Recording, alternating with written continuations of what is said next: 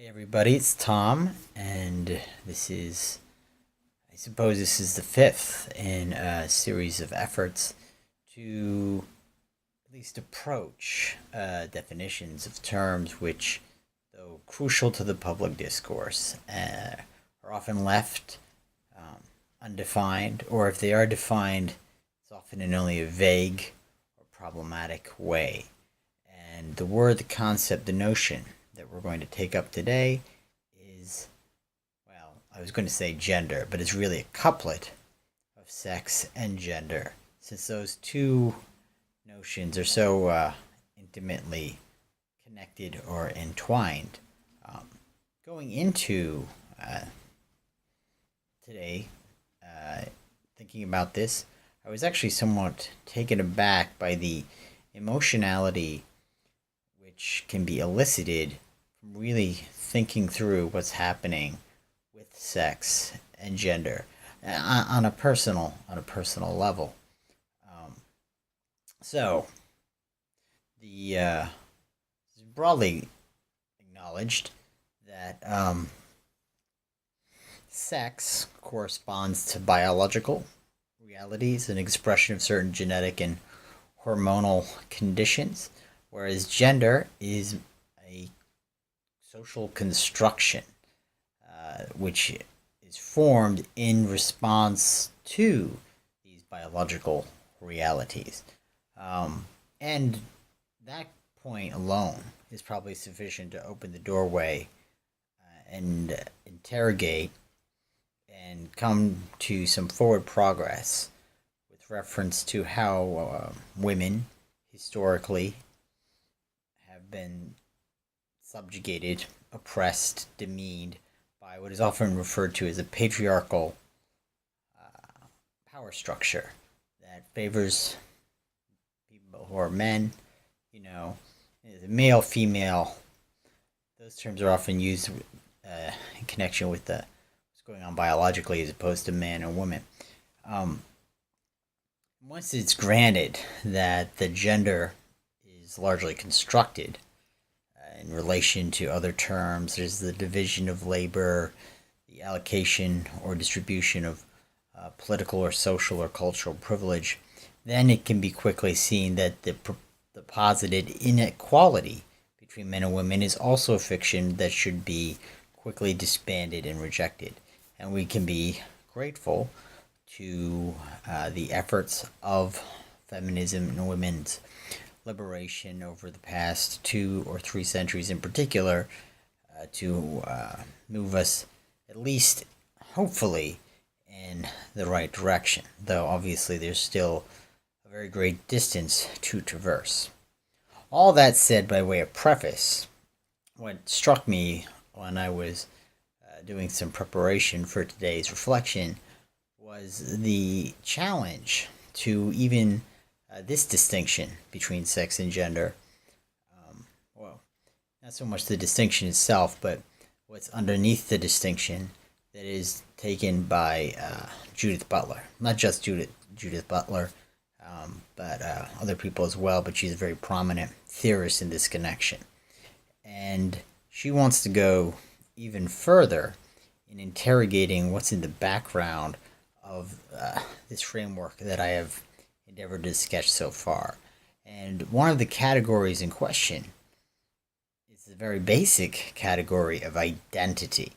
And, you know, in the video that we did on the concept of race, we noted or cited how identity is not merely an objective phenomenon, but rather, by contrast, is very much a subjective phenomenon and is formed or formulated in a complex way over a life history. This is perhaps even more markedly the case with reference to gender.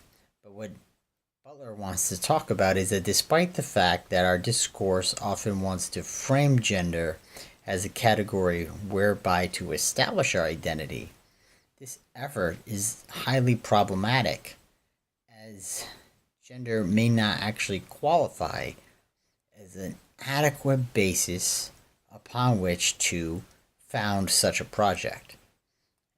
this occurs for various reasons, not the least of which being that gender itself is often defined in highly relational terms that resist being sort of concentrated into a singular subject and will involve, as Butler puts it, performance. It's a performative phenomenon. And you can immediately take that word as pointing, for example, at least this is how I take it, to a theatrical understanding of what's happening there. I don't mean the word theatrical pejoratively. What I mean is if you look at a drama or a play, it's possible to realize that none of the characters in the play can really enter into their fullness without reference to the other characters. It all sort of hangs together. And consequently, to be a man or to be a woman, or to try and hang your identity upon those particular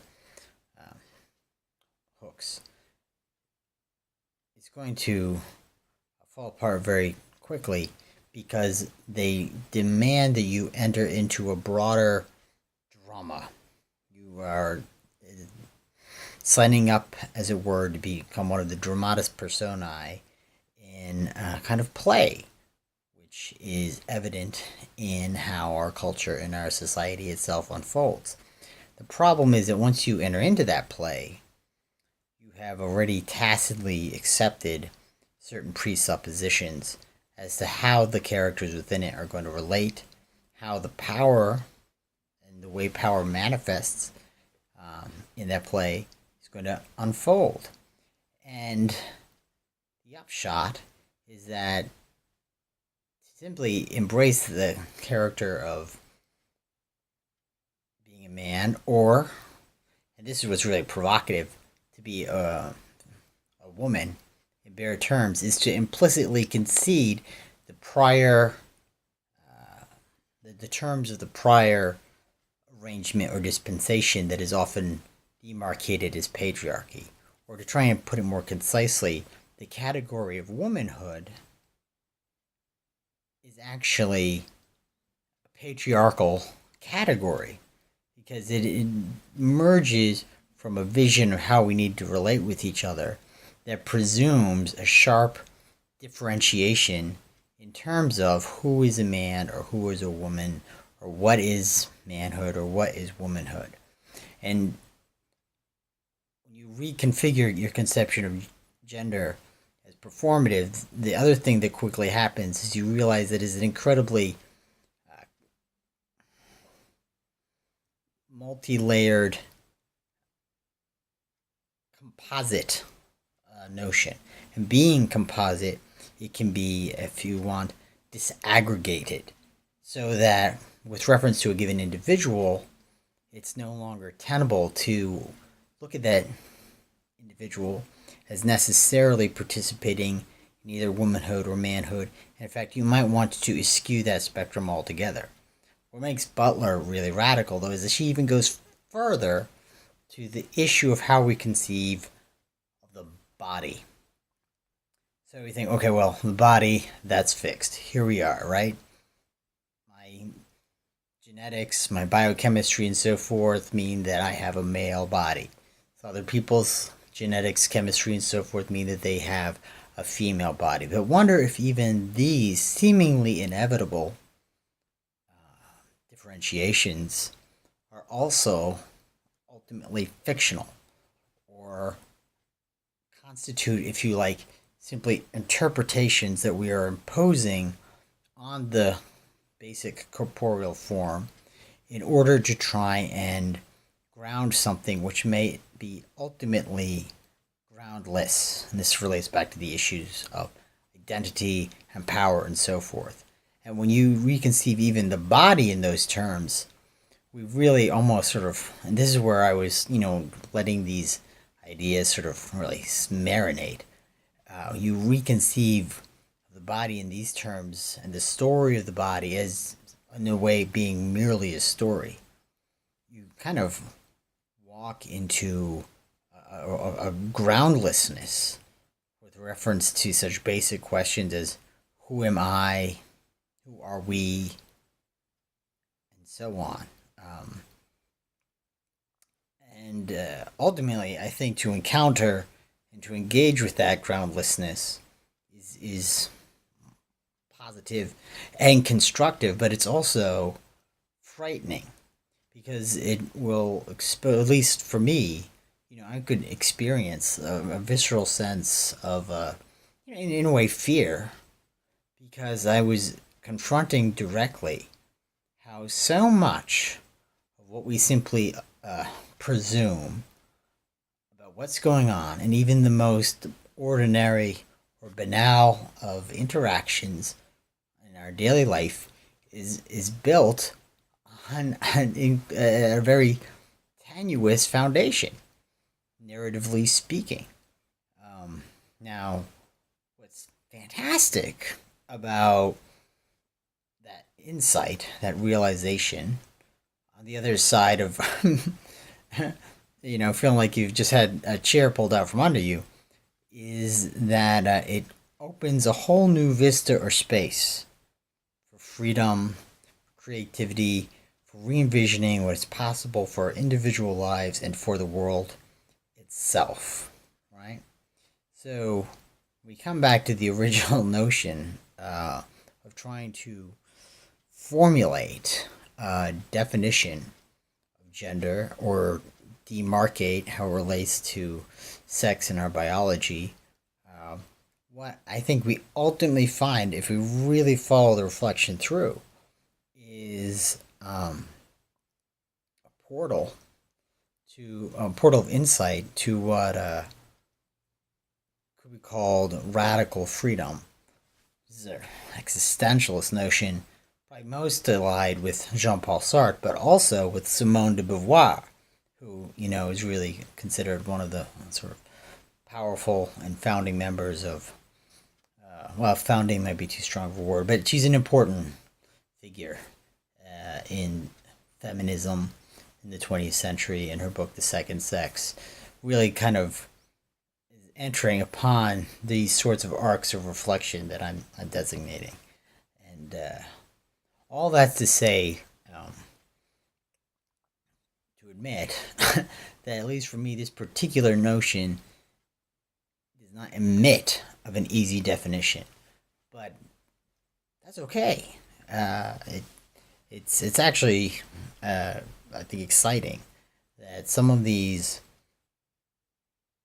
cornerstones to our dialogue reveal themselves to be far more fluid than we anticipate, and that fluidity, that openness, that space can be perhaps a source of optimism and encouragement in response to what at times can be a very difficult situation living in this world and being aware of the imperfections which mar our society. So those are my initial thoughts in terms of beginning to approach a definition of gender or the related term sex. And in the background, I keep using this word power. What does power mean? And we're going to turn to that. We're going to bring up power. This is another term that we're going to sort of engage and deal with. I suspect it too is going to resist any effort to constrain it narrowly, but it's deserving of engagement. That being said, I'm not going to do the power tomorrow. I'm going to do that in a few days. I think tomorrow we're going to come back. There's a few different notions remaining here that we can look at. Science, religion. Those are two terms deserving of interrogation. The notion of the state or government. What is the state? What is the government? What is the relationship between those terms? And there's another dyad, which two terms, which should be perhaps engaged together, and that's the left-right dyad with respect to the political spectrum. What does it mean to be on the left or the right? What does that really entail. There's a lot of confusion around these ideas and words. And those are probably the SQL terms that I'm going to engage in one way or another in the coming days. So thank you for listening, and hopefully I'll see you guys tomorrow. Ciao for now.